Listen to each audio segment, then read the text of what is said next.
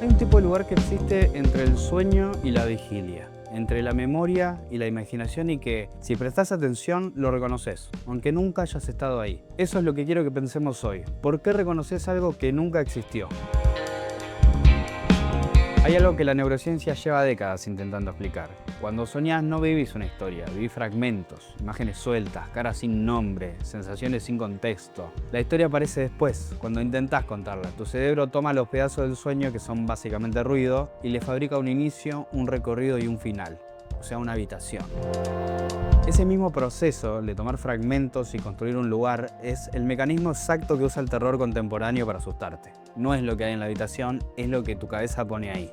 Vamos a hablar un poco de esto pasando por 3 obras: un videojuego, una serie de televisión y un fenómeno de internet, que sin conocerse construyeron el mismo idioma, un idioma que habla de algo mucho más profundo que el miedo.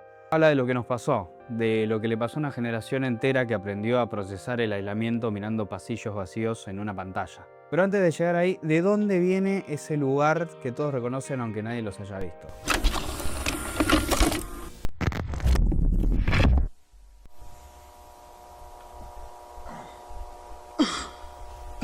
El 12 de mayo de 2019 alguien publicó una foto en 4chan, un pasillo, una alfombra húmeda, paredes amarillas, luz de tubo, sin ventanas, sin puertas visibles, sin gente.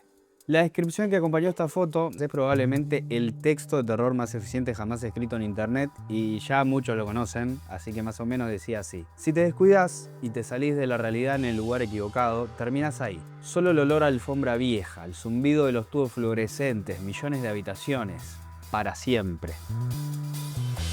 Los backrooms no te muestra el miedo en sí, te da los bordes y tu cerebro dibuja el resto. Lo que hace funcionar esa foto no es lo que contiene, sino lo que sugiere, ¿no? El espacio existe solo hasta donde tu atención lo construye, igual que en un sueño. Pero hay una pregunta más interesante aún.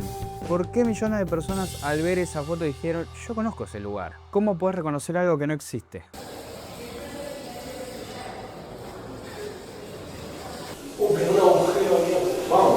Increíble. En 1992, el antropólogo francés Marc Augé publicó Los no lugares. Augé definió los no lugares como espacios de tránsito anónimos: aeropuertos, autopistas, centros comerciales, pasillos de hotel, que no generan identidad ni pertenencia. Están diseñados para que pases por ellos, no para que te quedes. Un estacionamiento de madrugada es un no lugar de Augé. De día cumple su función: gente, ruido, movimiento. De noche, vaciado de su propósito, revela su naturaleza real, un espacio que nunca fue de nadie. Y eso, un espacio sin dueño, sin historia, sin gente, es exactamente lo que los backrooms convirtieron en terror. El pasillo amarillo de 4chan da miedo porque lo reconocemos, no porque lo hayamos visto, sino porque todos en algún momento estuvimos en un no lugar y sentimos esa misma incomodidad. Estoy en un lugar que fue diseñado para personas y no hay ninguna. Internet no inventó ese miedo, lo nombró. Y una vez que algo tiene nombre, se vuelve contagioso. Y ahora bien, ¿ese miedo a la habitación vacía es nuevo o existía antes de que Internet lo descubriera?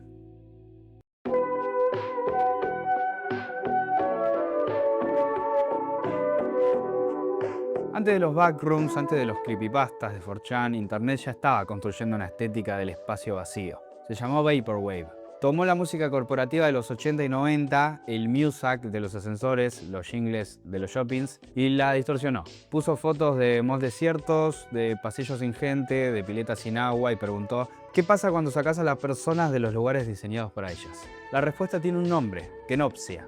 La atmósfera desolada de un lugar que debería estar lleno y no lo está. Nostalgia de algo que nunca viviste, miedo de algo que nunca pasó.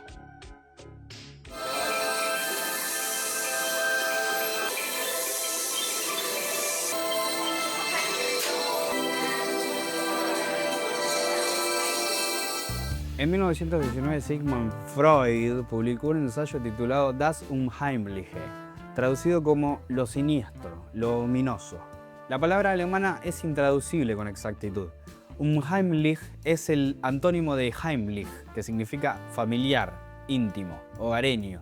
Pero Freud descubrió algo perturbador. Heimlich también significa secreto, oculto. Lo familiar y lo extraño comparten raíz, son la misma moneda, caras distintas. Para Freud, lo siniestro aparece cuando algo que debía quedar oculto, algo familiar que reprimimos, emerge de golpe.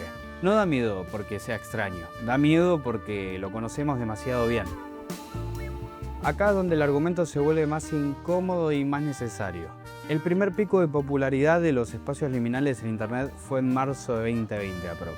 El mes que empezaron los aislamientos y bueno, eso justamente no es coincidencia. Durante meses millones de personas vivieron algo sin precedente, ¿no? Sus propios hogares, espacios de identidad, de historia, de pertenencia, se convirtieron en no lugares. Los dormitorios se volvieron oficinas, las cocinas, aulas, los pasillos de tu casa que siempre habías atravesado sin pensar, de repente eran todo lo que había, un espacio de tránsito que ya no llevaba a ningún lado. Los backrooms no asustaban porque fuera una pesadilla de ciencia ficción, asustaba porque era una metáfora demasiado precisa. Una habitación de la que no puedes salir, que debería estar llena de gente y no lo está, que se extiende para siempre en todas direcciones sin que ninguna lleve a ningún lugar. No estamos hablando de terror, estamos hablando de cosas un poco más por ahí delicadas, sobre todo de aislamiento, de una generación que convirtió su angustia en una estética de pasillos infinitos, porque era más fácil consumir eso en una pantalla que nombrarlo en voz alta por ahí.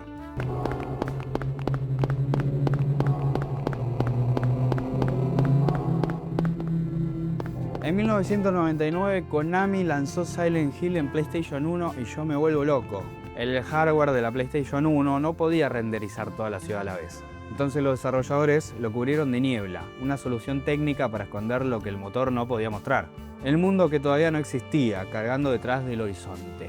No mostrás todo, mostrás lo justo, para que el otro construya el resto. Los gráficos borrosos, las texturas pixeladas, esas limitaciones que hoy leemos como nostalgia, hacen que tu imaginación trabaje más, que vos termines de dibujar lo que el juego no puede mostrarte. Igual que cuando recordás un sueño y tu cerebro rellena los huecos. En 1957, el filósofo francés Gaston Bachelard publicó La Poética del Espacio. Bachelard estudió cómo habitamos los lugares mentalmente, cómo una habitación no es solo un espacio físico, sino una estructura psíquica, una acumulación de recuerdos y sueños. Bachelard habla de topofilia, el apego emocional a los espacios. La casa natal, el cuarto de infancia, el rincón que era tuyo. Dice que esos espacios nos protegen, que todo espacio realmente habitado lleva como esencia la noción de casa. Pero Silent Hill hace exactamente lo opuesto. Toma espacios que deberían ser de protección, un hospital, una escuela, la calle de un pueblo, y los vacía. Los convierte en el antónimo de la topofilia de Bachelard. Espacios de horror precisamente porque en ellos debería haber algo. La ciudad de Silent Hill existe solo hasta donde el jugador puede ver. Detrás de la niebla no hay nada, ni siquiera oscuridad, solo ausencia. Lo mismo que tu cerebro construye cuando recordás una habitación que en realidad nunca tuvo paredes. Ahora bien, ese lenguaje, el espacio que debería estar habitado y no lo está, ¿quién lo habló antes del videojuego?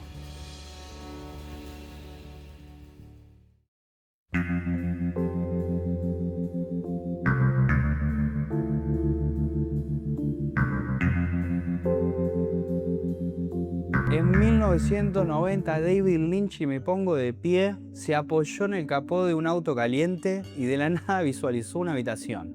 Cortinas rojas, un piso zigzagueante blanco y negro, una silla, una lámpara. No supo de dónde vino, solo supo que tenía que filmarla. La sala roja, la Black Lodge de Twin Peaks, también llamada The Waiting Room, la sala de espera, es el espacio liminal llevado a su expresión más pura, un lugar donde el tiempo no avanza, donde los personajes hablan al revés, donde lo familiar se convierte en amenaza. Lynch entendió algo que Freudcito ya había nombrado. La arquitectura de los sueños no sigue reglas espaciales, sigue reglas emocionales. Una cortina roja da más miedo que cualquier monstruo porque el monstruo te dice qué temer, la cortina te pregunta qué hay detrás. Y la respuesta siempre la pones vos.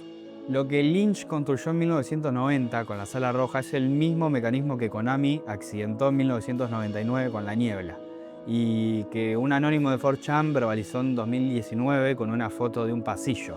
Todos encontraron la misma verdad por caminos distintos. El horror más profundo no es el del monstruo que ves, es el de la habitación que te espera. Entonces, ¿por qué reconocemos algo que nunca existió? Porque los backrooms, Silent Hill, la sala roja de Lynch no son lugares de ficción. Son lugares que ya existían en nosotros.